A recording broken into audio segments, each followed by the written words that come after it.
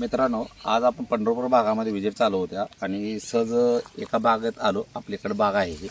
त्या बागेचं खास वैशिष्ट्य म्हणजे ज्या टायमाला तेलकटचं वातावरण आहे, आतासुद्धा टेम्परेचर खूप जास्त आहे. केवळ या वातावरणामध्ये आपण हायरक्युलिन चालू होतं आणि वेट झोन या दोन गोष्टीमुळं बागा बऱ्यापैकी कंट्रोलमध्ये राहिल्या. आणि काय होतं, तेलकटवर आपण मात करायला सक्सेस झालो, कारण वरून आपण आहे ना ऑर्चिड ॲग्रोचा बॅक्टो हा स्प्रे कंटिन्यू चालू होते.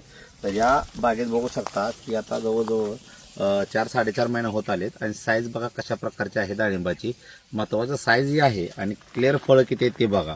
काडीला फळं आहेत, कारण 3 ते 4 वर्षाची बाग आहे आणि जबरदस्त अशी साईज आता व्हायला चालू झाले.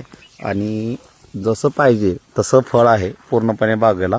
ऊन असल्यामुळं थोडं व्यवस्थित दिसणार नाही, पण फळं जे तुम्ही बघितली क्वालिटी एक नंबर अशी फळं आहेत. काहीच बघायचं काम नाही.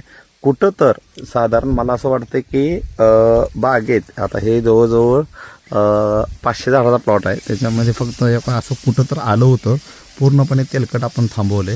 ह्याचं कारण म्हणजे हायरक्युलिन, वेट झोन आणि वरून स्प्रे दिलेला बॅक्टो चापला, त्याच्यामुळं 100% थांबलं. ह्या फळावाला पण शेजारच्या अजिबात येऊ दिलं नाही. ही ताकद आहे त्यांची. तर मला एकच सांगायचं आहे, ज्या टायमाला आपण लोकांना ह्या गोष्टी सजेशन केल्या आणि लोकांनी ज्यांनी विश्वास ठेवला ते 100% रिझल्ट अशा प्रकारे बसले. कारण आपण रासायनिकमध्ये कधी जाणार नाही आणि गेलो पण नाही. ऑर्गॅनिकचा डोस टाकला. ऑर्गॅनिकच्या डोसमुळे जी ताकद झाडामध्ये येते ते तुम्हाला ताकद जी आहे ते आपल्याला पुढं कामी येते. म्हणून आपण ऑर्गॅनिककडे वळणार आहे.